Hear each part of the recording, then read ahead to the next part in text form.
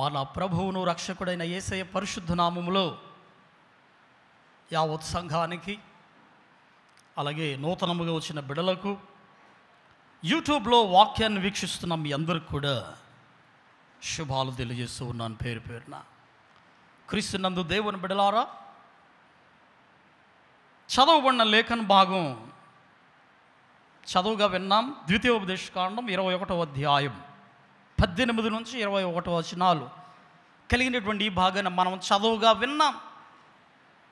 ఈరోజు దేవుని బిడలారా, పార్ట్ 2 రెండవ భాగాన్ని ఈరోజు మనం ధ్యానించబోతూ ఉన్నాం. పోయిన వారం మనం ఒక అంశం మీద ధ్యానించాం. ఏమిటంటే అది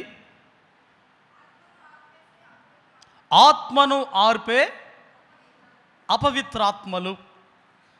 ఆత్మను ఆర్పే అపవిత్రాత్మలు. వాటిని ప్రభువైన యేసుక్రీస్తు చెప్పినటువంటి ఒక ఉపమానాన్ని తీసుకొని మనం కొన్ని విషయాలు పోయిన వారం చూసాం. ఏమిటండి చూడండి, లూకాసు వార్త 11వ అధ్యాయం. అక్కడ ఒక మంచి మాట ఉంది కదా, దయచేసి చూడండి. మీ పరిశుద్ధ గ్రంథాలు దయచేసి తెరచి చూడండి. ప్రభువైన యేసుక్రీస్తు లూకాసు వార్త 11వ అధ్యాయము 14వ వచనం నుంచి 26 వచనాలు కలిగినటువంటి ఈ భాగంలో మనం అనేక విషయాలు పోయిన వారం చూసాం. అక్కడ ముఖ్యంగా 24వ వచనం, అపవిత్రాత్మ ఒక మనుషుని వదిలిపోయిన తరువాత అది విశ్రాంతి వెదుగుచు నీరు లేని చోట్ల తిరుగుచుండును అనే మాటని మనం చూసాం. ఆ అపవిత్రాత్మ దేవుని చేత వెళ్ళగొట్టబడిన తర్వాత అది మరలా నీరు లేని చోట్ల వెతుకుచు ఆ ఇల్లు చక్కగా ఓడ్చబడి అందులో ఎవరు లేకుండా ఉండుట చూచి ఆ వెళ్ళిపోయినటువంటి దురాత్మ, అపవిత్రాత్మ మరి చెడ్డవైనటువంటి 7 దురాత్మలను మరలాది తీసుకొచ్చి నా ఇంటికి వెళ్తానని వచ్చి ఆ గృహములో, ఆ ఇంటిలో నివాసం చేస్తున్నప్పుడు తన స్థితి మొదటి స్థితి కంటే కూడా కడపటి స్థితి బహు భయంకరంగా ఉంటుందని ప్రభువైన యేసుక్రీస్తు ఒక ఉపమానంలో చెప్పడం మనం చూసాం. అందులో మొట్టమొదటిది, ఆ మొదటి దురాత్మ ఏమిటని చెప్పుకున్నామండి? అపవిత్రాత్మ ఏమని చెప్పుకున్నాం? మొట్టమొదటిది ఏమిటనంటే, దేవుని బిడ్డలారా, పొగరుబోతు, వదరుబోతు అనేటటువంటి ఈ దురాత్మ మొట్టమొదటిగా ప్రతి మనిషిని తన ఆత్మను ఆర్పేసేదిగా ఉంటుందని మనం చూసాం. గుర్తుపెట్టుకోండి, పొగరుబోతులు, వదరుబోతులు ఎప్పుడు కూడా వాళ్ళని వేరే వాళ్ళు ఎవరు ఏం చేయాల్సిన అవసరంలా వారి చేతులారా వారి నాశనాన్ని కొని తెచ్చుకుంటారు. పోయిన వారం చూసాం సౌలు జీవితంలో అతను జీవితం పతనం అవడానికి కారణము పొగరుబోతనమే అనే వదరుబోతు. ఇదొక అపవిత్రాత్మ, ఆయనకు పట్టింది అపవిత్రాత్మ కనుకనే అసలే పొగరుబోతాడు, దానికి తోడు వదరుబోతాడు అయ్యాడు. బహు భయంకరంగా దురాత్మ పట్టింది, దానికి తోడు ఇంకా ఎక్కువైపోయింది. ఏమైపోయింది తర్వాత? ఈ 7 దురాత్మలు ఆ అపవిత్రాత్మ వెళ్ళిపోయిన తర్వాత తీసుకొస్తుందని చూసాం కదా. ఆ 7 దురాత్మలు ఏమిటి అనే ఈ బోతుల గురించి మనం పోయిన వారం చూసాం. అందులో ఒకటి మనం ఈ పొగరుబోతు గురించి చూసాం, వదరుబోతు. ఇదే మొట్టమొదటిదని. అన్నిటికంటే సకల నాశనానికి కారణం ఏదనంటే పొగరుబోతుతనం, వదరుబోతుతనం. అందులో మొట్టమొదటిగా దాని తర్వాత వచ్చేది ఏమిటి అని అంటే, సౌలు జీవితంలో వచ్చింది ఏమిటది? కుళ్ళుబోతు. వ్యసనాక్రాంతుడైపోయాడు, వ్యసనాపరుడైపోయాడు. దావీదు అతన్ని పొగడుతున్నప్పుడు కుళ్ళుబోతు, కుళ్ళుబోతు అంటారు కదా. ఇదొక నిజం చెప్పాలంటే ఇదొక దురాత్మ. అందరినీ మనం అభినందించాలే కానీ వారికున్న తలాంతులను బట్టి, వారికున్న గొప్పతనాన్ని బట్టి, వారికున్నటువంటి మరి మంచితనాన్ని బట్టి, హుందాతనాన్ని బట్టి ఏదైనా ఏది చూసుకున్నా కులుకోవాల్సిన అవసరం లేదు అని మనం పోయిన వారం చూసాం. ఈరోజు మరొక అపవిత్రాత్మ గురించి మనం చూడబోతూ ఉన్నాం. తీ మీద వచ్చే బోతులు, తీ అనే అక్షరం మీద వచ్చే బోతుల గురించి ఈరోజు మనం చూడబోతూ ఉన్నాం. అంటే ప్రాస ఈజీగా ఉంటుందని తీ అనే అక్షరం మీద తీసుకోవడం జరిగింది. వినండి, ఇందాక మనం చదువుగా విన్నాం కదా. చూడండి మీ పరిశుద్ధ గ్రంథాలు దయచేసి ద్వితీయోపదేశకాండము 21వ అధ్యాయము మీరు చూస్తే అక్కడొక బోతున్నాడు. మీరు చూడండి, దయచేసి చూడాలి ఆ మాట. 20వ వచనం, మా కుమారుడైన వీడు మొండివాడై తిరగబడి ఉన్నాడు, మా మాట వినక తిండిబోతు అజ్జాలు తిండిబోతు అయ్యాడు అని చెప్పండి. అసలు విషయం ఏమిటంటే అక్కడ ధర్మశాస్త్రం మోషే ద్వారా ఇవ్వబడినప్పుడు ఈ చట్టాలన్నీ కూడా ఇవ్వడం జరిగింది అన్నమాట వాళ్ళకి. మీలో ఎవడైనా మీ కుమారుడు యవనస్తులు ఎవరైనా పని చేయకుండా బాగా తిరిగేవాడు ఎవడన్నా ఉంటే, మొండోడుగా ఉండి ఏం పని చేయకుండా పని బాట లేకుండా వాడిని తీసుకుని రండి, పెద్దల ముందు పెట్టండి. అటువంటిప్పుడు ఏం చేయాలంటే వాడిని రాళ్ళతో కొట్టి చంపేయాలి. అప్పుడు ఏమైద్దనంటే ఇశ్రాయేలులో ఆ పాపం పోతుంది, ప్రజలందరిలో భయం పడుతుంది. కాబట్టి ఆ తప్పు చేయరని చెప్పడం మనం చూస్తాం. అక్కడ మొట్టమొదటిగా మనం నిన్న చూసాం కుళ్ళుబోతు. ఈరోజు రెండవది మనం చూడబోతున్నాం పిల్లరా, తిండిబోతు అనేది దురాత్మేన అసలు అని అంటే మీరు నాతో రండి, మీకు నేను చూపిస్తాను. నెల్లూరు అనే ప్రాంతంలో ఒక స్త్రీ ఉన్నది. ఆమె దగ్గరికి ఎవరైనా బంధువులు వెళితే ఆమె ఏం చేస్తుందంటే చాలా మంచి వంటకాలు చేస్తుంది ఆవిడ. దురాత్మ పట్టనప్పుడు బాగా వినండి, ఆమె దురాత్మ పట్టకుండా మంచిగా ఉన్నప్పుడు ఏం చేస్తుందంటే బంధువులు వచ్చారు, చాలా ప్రేమ కలది, మంచి వంటకాలు రుచికరమైన భోజనాలు అన్ని రకాలు, ఏమేమి రకాలు ఆమె మంచి వంటకాలు చేస్తుంది. రకరకాల వంటకాలు చేసి ఇక బంధువులకి ఇక కూర్చోబెట్టి వడ్డిద్దామన్న సమయంలో దురాత్మ వచ్చేసి ఉంటుంది. ఆమెకు బట్టిన ఈ దురాత్మ వలన ఏం చేస్తుందంటే వాళ్ళందరినీ ఎవరిని తిన్నయదు, వండిన వంటకాలన్నీ కూడా ఏం చేస్తుందంటే ఆమెకు దురాత్మ పట్టడం చేత మొత్తం తినేస్తుందండి, మొత్తం తినేస్తుంది. మీరు అనుకుంటున్నారా తిండిపోతానం మంచిది అనుకుంటున్నారా మీరు? అది కూడా ఒక దురాత్మ లాంటిది, గుర్తుపెట్టుకోండి. క్రీస్తునందు ప్రియ దేవుని బిడ్డలారా, మీకు కొన్ని మాటలు చెప్పాలని ఆశపడుతూ ఉన్నాను. చాలామంది ఎటువంటి తిండిపోతులు అంటే టైంకి తినరండి వాళ్ళు, నో టైం. రెండవది ఏంటంటే సమయానికి తినరు. ఇంకొకటి రెండవది ఏమిటనంటే వారు సరిపోయినంత తినరు. వింటున్నారా ఈ మాటలు? ఇంకొక విషయం కూడా ఉంది, చెప్తా. 3 విషయాలు చెప్తా దాని గురించి, తిండిపోతుల గురించి. ఒకసారి చూడండి, ప్రసంగి గ్రంథం 10వ అధ్యాయం.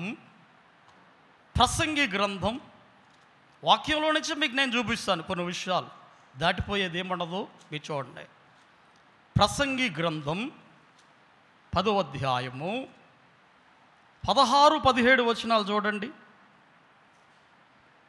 16-17, దేశమా దాసుడు నీకు రాజయుండుటయు ఉదయముననే భోజనముకును కూర్చుండువాడు నీకు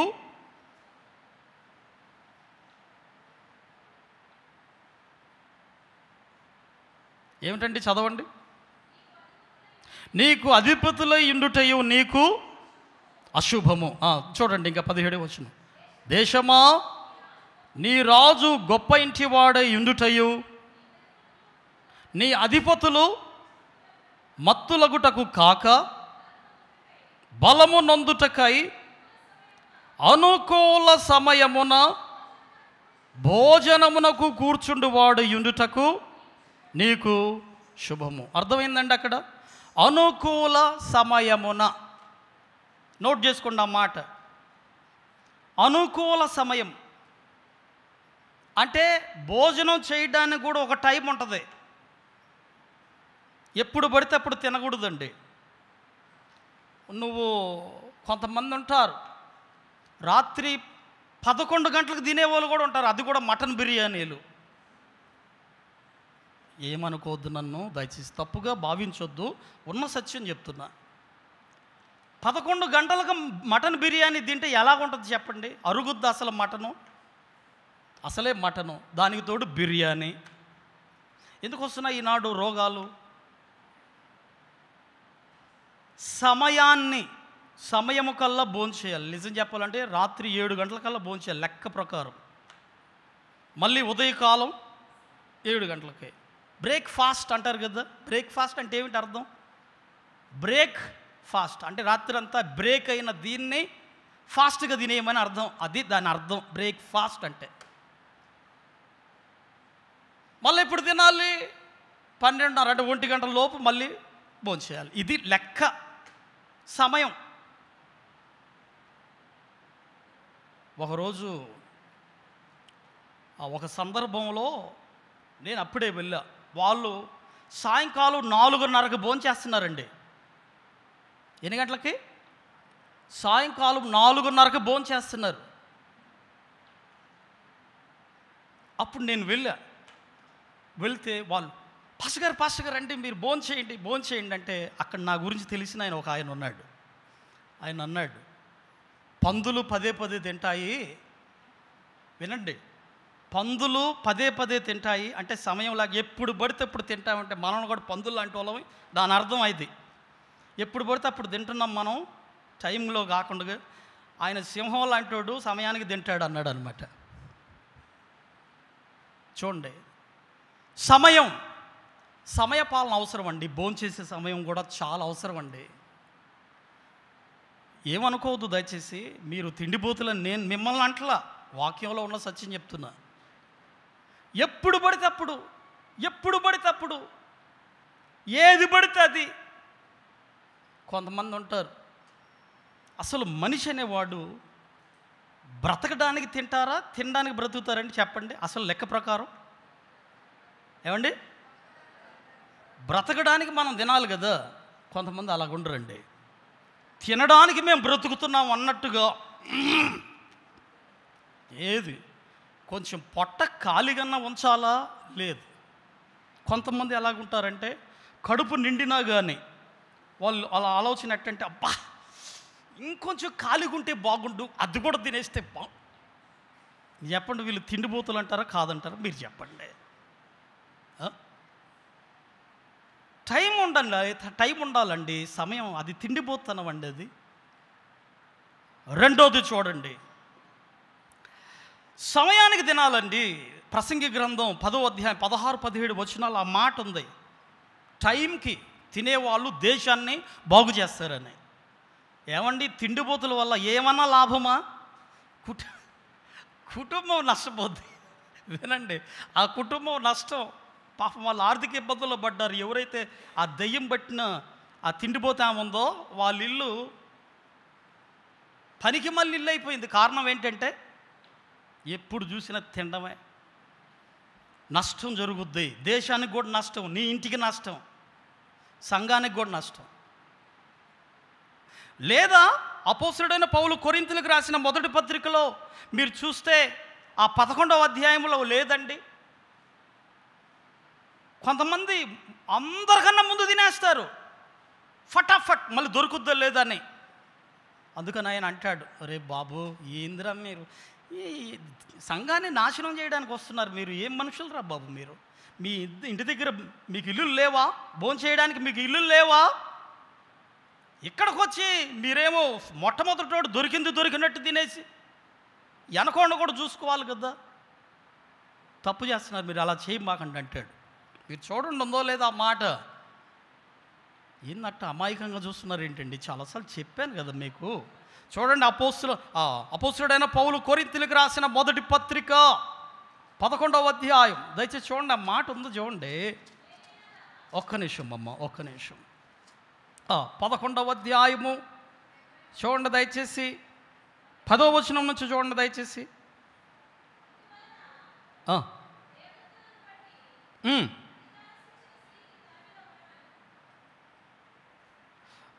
21వ వచనం చూడండి. ఏలయనగా మీరు ఆ భోజనము చేయనప్పుడు ఒకనికంటే ఒకడు ముందుగా తన మట్టుకు తాను భోజనము చేయుచున్నాడు. ఇందువలన ఒకడు ఆకలిగొనును, మరొకడు మత్తుడగును. ఏమిటిది అంటే ఏమిటి? తిండిపోతాను అని అర్థం. ఎంత తింటున్నారు, ఎందుకు మీకు, ఏం చేయాలని మీరు, అదన్నమాట అర్థం. ఒకటి టైంకి తినాలి, రెండవది ఏమిటండి? లిమిట్గా తినాలి. మూడవది గుర్తుపెట్టుకోండి, వడ్డించే వాళ్ళు కావచ్చు, వడ్డించుకున్నవారు కావచ్చు, వినాలి మాట. చాలా ముఖ్యమైన మాట, బైబిల్లోని చూపిస్తున్న ఆ మాట కూడా. వడ్డించేవారు కావచ్చు, వడ్డించుకునేవారు కావచ్చు. నీకు ప్రేమ ఉందని వలగబోసి ఇంతంత మటను, ఇంతంత బిర్యానీలు,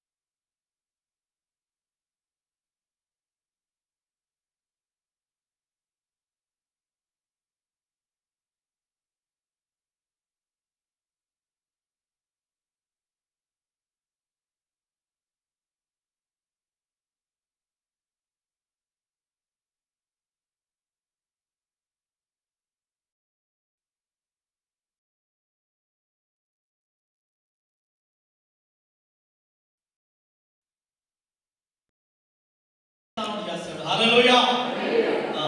అయితే నేను విడిచిపెడతానా, నేను ముందు ఎట్ట వినిపించకుండా ఉంటా, ఈ వాక్యం అందరికీ వినపడదు. హల్లెలూయా. టార్చ్ తీసుకురండి అన్న, ఇక్కడ చీకటి పడిపోయింది.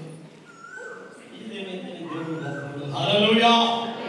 ఈ సమస్యలన్నిటికీ వాళ్ళు పుష్ట పడుతుంది.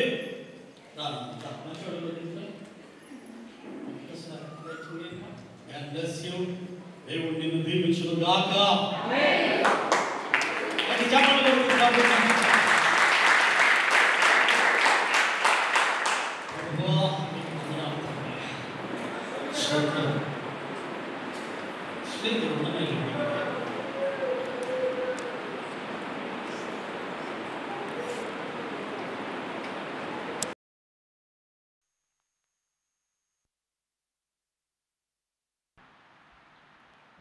హల్లెలూయా. దేవుని బిడ్డలారా గుర్తుపెట్టుకోండి, వడ్డించేవారు కావచ్చు, వడ్డించుకునేవారు కావచ్చు, చేయాల్సిన పని ఏమిటంటే లిమిట్గా వేసుకోవాలి. ఆ భోజనం ఎంత సరిపోతుందో కరెక్ట్గా అంతే వేసుకోవాలి. చూడండి ఒకసారి యోహాను సువార్త 6వ అధ్యాయం 12వ వచనం. యోహాను సువార్త 6వ అధ్యాయము 12వ వచనం చూడండి. 6:12లో ఒక మాట ఉంది. వారు తృప్తిగా తినిన తరువాత ఏమీయు నష్టపడకుండా మిగిలిన ముక్కలు పోగు చేయుడని తన శిష్యులతో చెప్పాను. ప్రభు అయిన యేసుక్రీస్తు ఆయన మరి ఒక పిల్లవాడు 5 రొట్టెలు 2 చిన్న చేపలు తీసుకొచ్చినప్పుడు వాటిని ఆశీర్వదించి ఇంచుమించు 5,000 మంది పురుషులకే వడ్డించిన తర్వాత అది మిగిలిపోయి, అంటే తృప్తిగా తినండి. తృప్తిగా తిన్నాక ఏం చేయమన్నాడు యేసయ్య? అవి అంటే పాడవకుండా, దాని అర్థం వారు తృప్తిగా తినిన తర్వాత ఏమీయు నష్టపడకుండా. ఈనాడు చూడండి, 1000 మందికి సిద్ధం చేసిన భోజనము కొన్ని మార్లు 700 మందికి అయిపోద్ది. ఇంకా 250 మంది, దాదాపు 300 మంది పస్తులతో ఉంటారు. సహజం ఇది, కొన్ని సందర్భాల్లో జరుగుతుంటాయి. మళ్ళీ వంటలో స్టార్ట్ చేస్తారు. ఆ టైం అంతా వేస్ట్ పాపం. మీరు చూడండి, అక్కడ ఇస్తరాకులలో ఎంతెంత అన్నం ఉంటుందండి, ఎంతంత మటన్ ఉంటుంది, ఎంతంత చికెన్ ఉంటుంది, ఎంతంత ఆహారం ఉంటుంది. చూసారు ఎప్పుడన్నా? గమనించారా? పరిశీలించారా?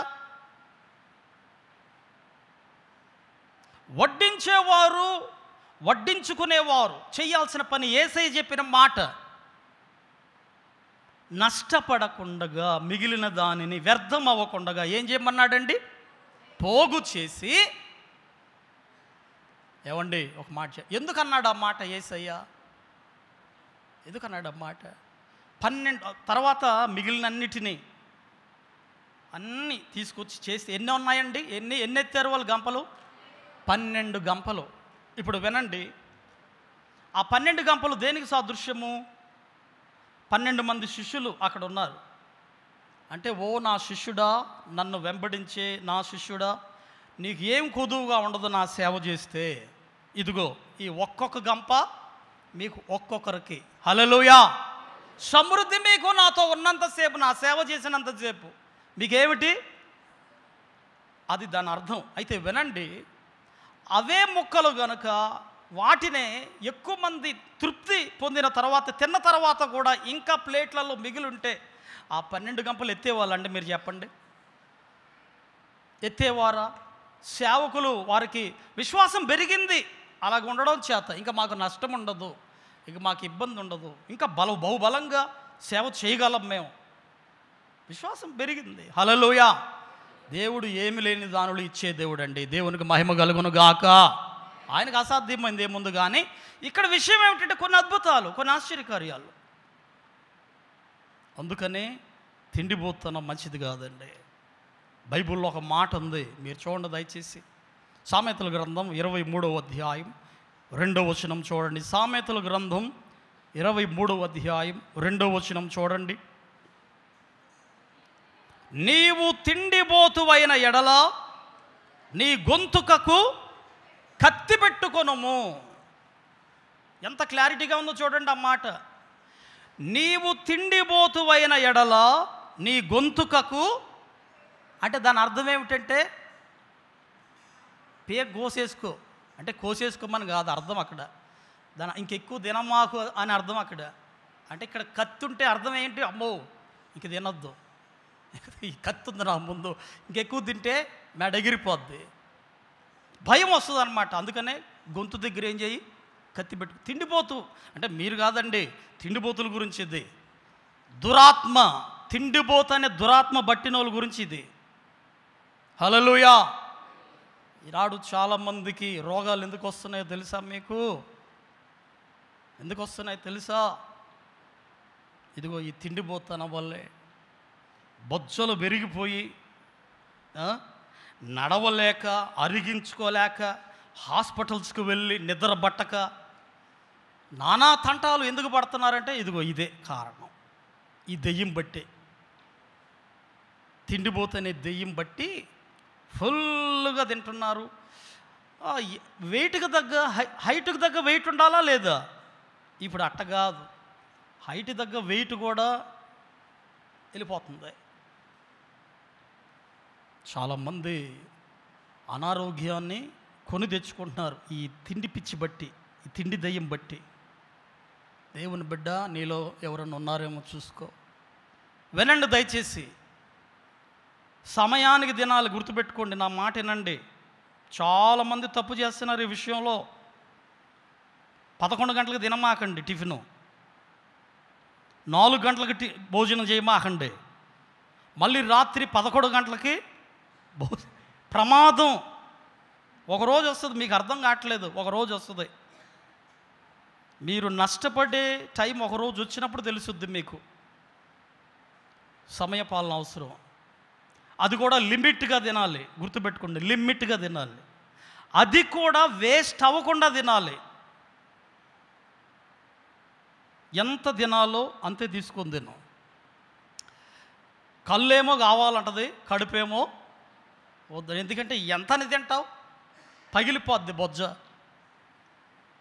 కళ్ళేమో కావాలంటది. ఇదే ఈ తిండిపోతుంది దెయ్యం పట్టిన వాళ్ళు. దేవుని బిడ్డ, ఇంకొక విషయం చెప్పి నేను ముగించేస్తాను. దురాత్మ, ఇదొక దురాత్మ. రెండవది చూద్దాం, మీరు చూడండి దయచేసి. మీ పరిశుద్ధ గ్రంథంలో నుంచి మాటలు చూడండి. మత్తయి సువార్త 8వ అధ్యాయం 31వ వచనం. మత్తయి సువార్త 8వ అధ్యాయము 31వ వచనం దయచేసి చూడండి.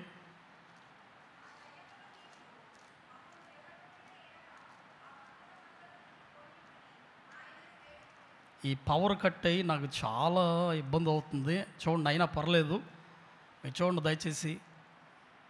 మత్తయి సువార్త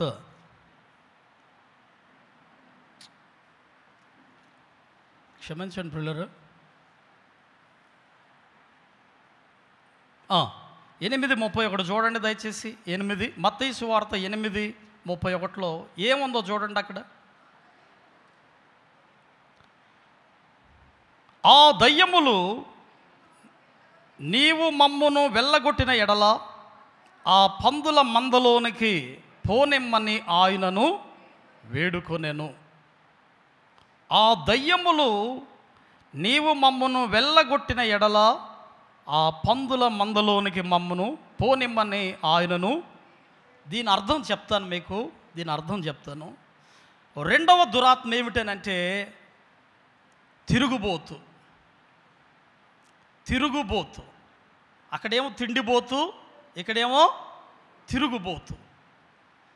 తిరుగుబోతు అనేది కూడా ఒక దెయ్యమేనండి. దెయ్యం పట్టిన వాళ్ళు చేసే పనులు ఇవి. ఇంట నిలవవు, కొంతమందివి ఇంట్లో నిలవవు. కొన్నిసార్లు ఇంట్లో, కొన్నిసార్లు అంగడిలో, ఇంకొన్నిసార్లు ఇంకెక్కడో, ఇంకొన్నిసార్లు ఇంకెక్కడో, ఇంకొన్నిసార్లు ఇంకెక్కడో, ఎక్కడెక్కడో. పరిశుద్ధ గ్రంథంలో ప్రియులరా, ఈ తిరుగుబోతు అనేది కూడా ఒక దయ్యం పట్టిన వాళ్ళు చేసే పని అని మీకు క్లారిటీగా పరిశుద్ధ గ్రంథంలో చూపిస్తాను. చూడండి దయచేసి, మీకు క్లారిటీగా పరిశుద్ధ గ్రంథంలో చూపిస్తాను. 1 లూకా సువార్త 11వ అధ్యాయం 24వ వచనం చూడండి. లూకా 11:24. అపవిత్రాత్మ యొక్క మనుషుని వదిలిపోయిన తరువాత అది విశ్రాంతి వెదుకుచు నీరు లేని చోట్ల తిరుగుచుండును. అపవిత్రాత్మ పట్టిన వాళ్ళు ఏం చేస్తారంటే ఒక దగ్గర నిలబడరు, ఒక దగ్గర కూర్చోరు, తిరుగుతూనే ఉంటారు. గాలిపటం దిగినప్పుడు ఎట్ట తిరుగుద్ది, అది ఎగిరిపోతూ ఉంటుంది కదా, చేతుకు చిక్కకుండా. అలాగ తిరుగుతూనే ఉంటారు, తిరుగుతూనే ఉంటారు. ఈ దయ్యపు చేష్టం, దయ్యపు చేష్టలు ఇవి. తిరుగుబోతాను, దయ్యం పట్టిన వాళ్ళు చేసే పనులు ఇవి. నిజం చెప్తున్నాను, అబద్ధం కాదు. కాజీపేట అనే ప్రాంతంలో ఒక వ్యక్తి దయ్యం పట్టినోడే. కాజీపేట నుంచి వరగండ్ల వరకు అండి, ఇంకా ఏం పని ఉండదు, తిరగడమే. పొద్దున్నుంచి ఇంక అసలు ఎప్పుడు నిద్రపోద్దు ఆ దయ్యం పట్టినోడు తెలియదు, కానీ తిరుగుతూనే ఉంటాడు, తిరుగుతూనే ఉంటాడు, తిరుగుతూనే ఉంటాడు ఆ దయ్యం పట్టినోడు. వినండి, సత్యం ఇది. తిరుగుబోతుతనం కూడా ఏమిటనంటే ఒక దయ్యం పట్టిన వాళ్ళు చేసే పనులు అయ్యి.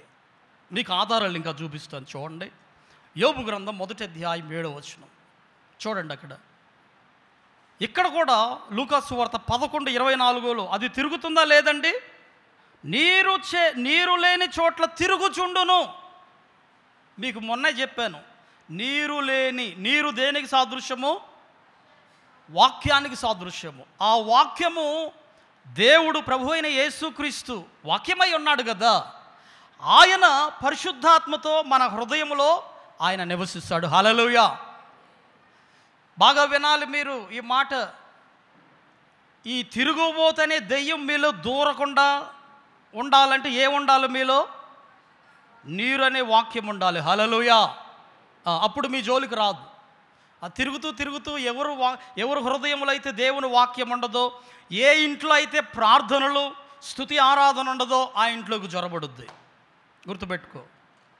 అప్పుడు వాళ్ళందరూ కూడా తిరుగుతూనే ఉంటారు. దేని చుట్టూ? కోర్టులు చుట్టూ తిరుగుతారు. గొడవలు అయిపోయి తిరుగుతూనే ఉంటారు. ఇంకా అలా పనంతా తిరుగుతూనే తిరుగుతూనే తిరుగుతూనే. నీరు లేని చోట్ల తిరుగుచుండును. క్లబ్బులకు వెళ్ళిపోతారు, తిరుగుతూనే ఉంటారు. బార్లకు వెళ్ళిపోతూనే ఉంటారు, తిరుగుతూనే ఉంటారు. ఇంకెక్కడికి వెళ్తారు?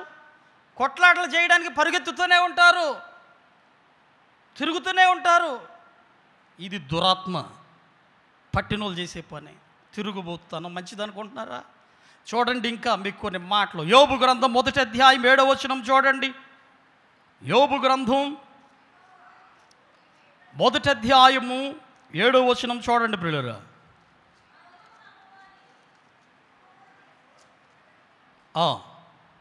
ఏడవ వచనం. అందుకు యెహోవా, దానికి ముందు యెహోవా, నీవు ఎక్కడ నుండి వచ్చితివని వానిని అడుగుగా, అపవాది అంటే దెయ్యం భూమి మీద ఇటు అటు తిరుగులాడుచు అందులో సంచరించుచు వచ్చి తినని యెహోవాకు ప్రత్యుత్తరం ఇచ్చాను. దేవుడు అడిగాడు. దేవుని దూతలతో పాటు సైతానుడు కూడా అపవిత్రుడు ఉన్నాడు అక్కడ, అపవాది. దేవుడు అడిగాడు, ఎక్కడి నుంచి వచ్చావు నీవు అని అంటే ఏమంటున్నాడు అపవాది? భూమి మీద అటు ఇటు తిరుగుచు. ఏం క్లారిటీగా ఉందండి. దెయ్యం పట్టిన వాళ్ళు, తిరుగుబోతులు చేసే పనులు. కాళ్ళు ఒక దగ్గర నిలబడవు, ఒక దగ్గర స్టెబిలిటీగా ఉండరు. వాళ్ళు తిరుగుతూనే ఉంటారు. ఇదొక దెయ్యం పట్టిన వాళ్ళు చేసే పనులు. దేవుని బిడ్డ జాగ్రత్త. ఎలాగున్నావు నీవు? తిరుగుతున్నావా బాగా అటు ఇటు? ఇంకొక భాగం కూడా చూపిస్తాను చూడండి. మీకు ఎన్నో ఉన్నాయి రెఫరెన్స్లో. ఇంకొకటి కూడా చూపిస్తాను చూడండి. పేతురు రాసిన మొదటి పత్రిక 5వ అధ్యాయం 8వ వచనం. పేతురు రాసిన మొదటి పత్రిక 5:8. పేతురు మొదటి పత్రిక 5:8 వచనాలు మీరు చూడండి ప్రియులరా. ఏముందో అక్కడ? 8వ వచనం. నిబ్బరమైన బుద్ధి గల వారై మెలకుగా ఉండుడి. మీ విరోధి అయిన అపవాది గర్జించు సింహం వలె ఎవరిని మృంగుదున అని వెదకుచు తిరుగుచున్నాడు. గమనించారా? వెదకుచు తిరుగుచున్నాడు. క్రీస్తునందు ప్రియ దేవుని బిడ్డ, తిరుగులాట, తిరుగుబోతు. ఈ తిరుగుబోతులు చేసే పని ఊరకనే తిరగరండి వాళ్ళు. దెయ్యం పడితేనే తిరుగుతారు వాళ్ళు. దెయ్యం పడితేనే తిరుగుతారు వాళ్ళు. క్రీస్తునందు ప్రియ దేవుని బిడ్డ, నువ్వు ఎక్కడెక్కడ తిరుగుతున్నావో ఆలోచన చేయి. ఎక్కడెక్కడ తిరుగుతున్నావో ఆలోచన చేయి. ముఖ్యంగా స్త్రీలు గమనించండి. ఆడపిల్లలు, అమ్మా వింటున్నారా? ఆడపిల్లలు 6th క్లాసు నుంచే ఆడపిల్లలు, స్త్రీలు 3 విషయాలు మర్చిపోమాకండి. 1 గుడి, ఏమిటండి? దేవుని మందిరం. 2వది గృహం, అంటే మీ ఇల్లు. 2వది. 3వది బడి అంటే అది స్కూల్ కావచ్చు, కాలేజ్ కావచ్చు. ఈ 3 మర్చిపోవద్దు. గుడి, బడి, గృహం. ఆడపిల్లలు ముఖ్యంగా రోజులు చాలా ప్రమాదకరంగా ఉన్నాయి. ఎవరిని మృంగుదునా అని గర్జించు సింహం వలె సైతానులు తిరుగుతున్నాయి నీ మీద. ఎప్పుడో చూపు పడే ఉంటుంది నీ మీద, నిన్ను నాశనం చేయాలని. జాగ్రత్త. ఈ 3 కనిపెట్టుకో: గుడి, బడి, గృహం. వీటిని దాటిపోయావా నీ పని అయిందే. ఇల్లు తిరగమాకండి, ఇల్లు తిరిగి సోది చెప్పమాకండి, కబుర్లు ఆ కబుర్లు ఈ కబుర్లు చెప్పమాకండి. మర్యాదగా భక్తితో నువ్వు చేయాల్సిన పని ఏమిటంటే నీ ఇంట్లో ఉండు, గుడికి రా, ఇక ఏమైనా పనులు ఉంటే చూసుకో. అంతేగాని కొద్దిసేపు నీ ఇంట్లో, కొద్దిసేపు పక్క వాళ్ళ ఇంట్లో, ఇంకోసేపు వాళ్ళ ఇంట్లో, ఇంకోసేపు వాళ్ళ ఇంట్లో, ఇంకోసేపు మార్కెట్లో, ఇంకోసేపు ప్రమాదం. నువ్వు నిజంగా మంచి వ్యక్తివైతే అటు ఇటు తిరగమాకు. ఒక వ్యక్తి ఉన్నాడు, ఇద్దరు ఫ్రెండ్స్. వాళ్ళిద్దరు ఫ్రెండ్స్ ఒకరినొకరు ఇలాగ అనుకుంటున్నారు. అరే నీ కొడుకు ఏం చేస్తున్నాడు రా బాయ్? వాళ్ళిద్దరు అనుకుంటున్నారు, నా కొడుకు మంచి డాక్టర్ చదివి మంచి స్థానంలో ఉన్నాడు, ప్రొఫెషనల్, ఇప్పుడు మంచి స్పెషలైజేషన్ కూడా చేశాడు, ఓ మంచి హాస్పిటల్లో హుందాతనంలో ఉన్నాడు అని చెప్తే సంతోషించాడు పక్కనున్న స్నేహితుడు. అప్పుడు ఆయన అడుగుతున్నాడు, మరలా ఈ వ్యక్తిని అడిగాడు, అరే మరి నా కొడుకు అయితే మంచి స్థానంలో ఉన్నాడు, మరి నీ కొడుకు ఏం చేస్తున్నాడు రా అంటే, నా కొడుకు వాడు ఎయిర్ ఫోర్స్లో ఉన్నాడు రా అన్నాడు అనమాట. ఎయిర్ ఫోర్స్, అబ్బా గ్రేట్ రబ్బా, ఎయిర్ ఫోర్స్లో పనిచేస్తున్నాడు అంటే, ఒరే ఎయిర్ ఫోర్స్లో కాదురా, వాడు బాగా తిని నేను తెచ్చిపెట్టింది తిని నా మీద తిరగబడతా, నా భార్య మీద తిరగబడతా, నా పిల్లల మీద తిరగబడతా. వాడు ఏం చేస్తున్నాడంటే తిరుగుతున్నాడు రా, గాలికి తిరుగుతున్నాడు రా, గాలి వాడు సుడిగాలి తిరిగినట్టు తిరుగుతున్నాడు రా అన్నాడట. క్రీస్తునందు దేవుని బిడ్డ ఎవరైనా ఉన్నారేమో మీలో, యవ్వన బిడ్డలు ముఖ్యంగా. మొన్న ప్రసంగంలో బోతుల గురించి చెప్పండి అన్నప్పుడు పేర్లు చెప్పనులేండి, కానీ అన్నాడు ఆంబోతు అని. మీకు తెలియాలని ఉందా ఆంబోతు గురించి? ఇప్పుడు చెప్పమంటారా, వచ్చే వారం చెప్పమంటారా? అయిపోయింది టైము, ఏమనుకో మాకండి. ఈ ఆంబోతులు ఎవరు అవుతారో వచ్చే వారం దాని స్టోరీ చెప్తా, ముందు చెప్పి ప్రసంగానికి వెళ్తా వచ్చే వారం 3rd పార్ట్లో. అసలు చాలా డిస్టర్బెన్స్ జరిగింది, అసలు అయిపోయేది వారం. ఇంకొక థీమ్ మీద కూడా ఏమిటండి, ఒకటి తిండిపోతు దురాత్మ పట్టిన వాళ్ళు చేసే పని అది. అందుకని బాగా మంచి టైంగా తినండి, లిమిట్గా తినండి, వేస్ట్ చేయమాకండి. ఇప్పుడు భోజనాలు ఉన్నాయి మనకి, ఇప్పటి నుంచే స్టార్ట్ చేయండి. మీ ప్లేట్లలో వ్యర్థం కనపడకూడదు. హల్లెలూయా. మిగతా వాళ్ళు ఎవరైనా తింటారు మంచిగా మిగిలితే, మేము కూడా తింటాం సాయంకాలం నైట్ పూట మిగిలితే. విషయం ఏమిటనంటే వ్యర్థం చేయమాకండి. సత్యాలు చెప్తానండి, మీరు ఏమన్నా అనుకోండి, ఉన్నది చెప్పాలి. ఈ 3 విషయాలు గమనించి తిండిపోతులుగా ఉండమాకండి, అది దయ్యం బట్టిన వాళ్ళు చేసే పని. రెండవది ఏమిటండి, తిరుగుబోతులుగా ఉన్నారేమో మీలో చాలామంది పిల్లలు. భోజనాలు ఉన్నాయి కాబట్టి చెప్పేస్తున్నాను వినండి. ఇప్పుడు ఎలాగో భోజనం చేస్తాం కదా, ఆ విషయం కూడా చెప్పేస్తున్నాను. ఆంబోతుల గురించి చెప్తున్నాను వినండి. ఆంబోతులు, ఈ ఆంబోతులకి ఒక పేరు ఉందండి. అచ్చోసిన ఆంబోతులాగా ఉన్నావు, తిని తిరుగుతున్నావు, అచ్చేసిన ఆంబోతులాగా ఉన్నావు ఏమిటిరా అంటారు కొంతమంది. ఒక సామెత పుట్టుకొచ్చింది. ఎందుకన్నారు ఆ మాట, అచ్చోసిన ఆంబోతని? ఎందుకు వచ్చిందంటే వినండి, దీని స్టోరీ చెప్తాను వినండి. ఓ పని పాట లేకుండా, భయం లేకుండా ఊరి మీద ఆవారాహు అంటారు చూడండి, ఈ ఆవారాగా తిరుగుతూ ఏం పని చేయకుండా బాగా తిని, తల్లిదండ్రులు తెచ్చిపెట్టింది తిని బలిసి, ఇప్పుడు ఏం చేస్తారంటే ఊరి మీద పడతారు. ఊరి మీద పడి రండి తిని తిరుగుతూ ఇంక ఏ పని లేదుగా. వీళ్ళని అంటారు అనమాట, ఏమంటారంటే ఆవారాహం, ఆవారా. నేను అనకూడదులే ఆ మాట, కొంతమంది అంటారు ఆ మాట.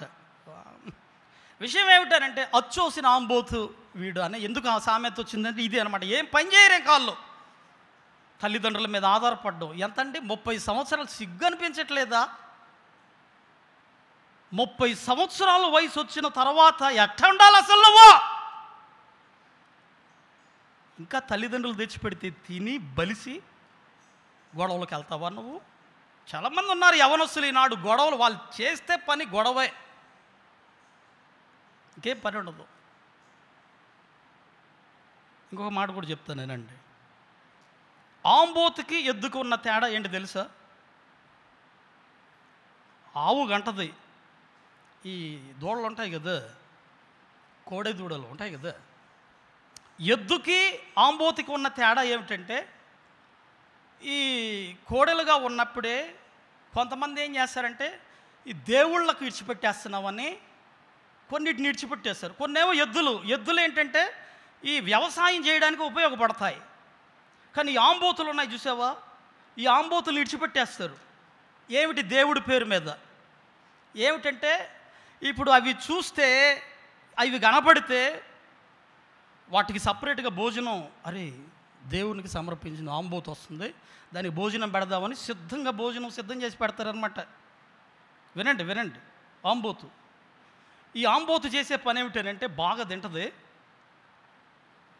పొలాలు ఉంటాయి కదా, పొలాల దగ్గర కూడా వాళ్ళు ఏం చేస్తారంటే ఆ పొలంలో పడి తినేస్తూ ఉంటుంది. అది దానికి అడ్డు లేదు. ఇక పొలంలో కూడా దూకి తినేస్తాయి. అయితే ఆ కొంచెం తెలివి కలిగిన వాళ్ళు ఏం చేస్తారంటే ఈ ఆంబోతు వస్తుంది, లేనిపోయిన బాధ ఎందుకని ఆ పక్కనే భోజనం పెడతారు దానికి. బాగా అక్కడ కూడా తింటుంది ఇది. అక్కడ బాగా తినేసి ఇప్పుడు ఏం చేస్తుంది అంటే రంకులేసుద్ది. నీకేం పని లేదుగా అనేవాళ్ళు లేడు కాబట్టి పైపెచ్చు 2 విషయాలు గుర్తుపెట్టుకోండి. దాన్ని ఏమనరు. ఎందుకంటే 2 విషయాలు. ఒకటేమో అరే దేవుడికి ఇవ్వబడింది కాబట్టి దాన్ని ఏమనవుతురా బాబు, ఏమన్నంటే మనకు డేంజర్ రా బాబు, శాపాలు వస్తాయి అని కొంతమంది ఏమన్నారు. దాన్ని కుమ్ముద్ది. అది చాలామంది చంపేసిందండి. అది చాలామందిని చంపేసిద్ది ఆంబోతు. ఎంత కుమ్మినా ఎంత చంపినా దాన్ని ఏమనరు. ఎందుకంటే ఒకటి, ఇది దేవుడికి సమర్పించింది కాబట్టి ఏమనొద్దు. రెండోది ఏమిటంటే పొడి చంపేసిద్దిరా బాబు. అది దాని జోలికి వెళ్తే ఏం చేసిద్ది? చంపేసిద్ది. కాబట్టి దాని జోలికి వెళ్ళకూడదు. ఇది ఆంబోతు. మీలో ఎవరైనా ఉన్నారేమో చూసుకోండి. మరి యవనస్తులారా, ముఖ్యంగా యవనులారా, ఏ పని పాట చేయకుండా మీ తల్లిదండ్రుల మీద ఇంకా ఆధారపడుతూ బాగా తిని కొట్లాటలకు సై అంటున్నావేమో, జాగ్రత్త. ఆవారాహు అలా జీవించమాకండి. అలా జీవించి మాకు డేంజర్లో పడతారు. కనీసం ఇప్పటి నుంచి అయినా కష్టపడి పని చేయి. కష్టే ఫలి. బాగా తిని ఎవరు ఏం చేయట్లేదు అనుకో, మాకు ఒక రోజు వస్తుంది నీ కొమ్ములు ఇరగొడబడతాయి. ఒక రోజు వస్తుంది. సైతాను కొమ్ములను దేవుడు ఇరగొట్టలేదా? హల్లెలూయా. జాగ్రత్త. తిండిబోతులు, తిరుగుబోతులు. వినండి. ఈ తిండిబోతులు, ఈ తిరుగుబోతులు వీళ్ళిద్దరే చివరికి ఏమవుతారంటే ఆంబోతులు అవుతారు. అర్థమైందా ఇప్పుడు మీకు? ఆంబోతులే కాదు, అచ్చోసిన ఆంబోతులు అవుతారు. వీళ్ళే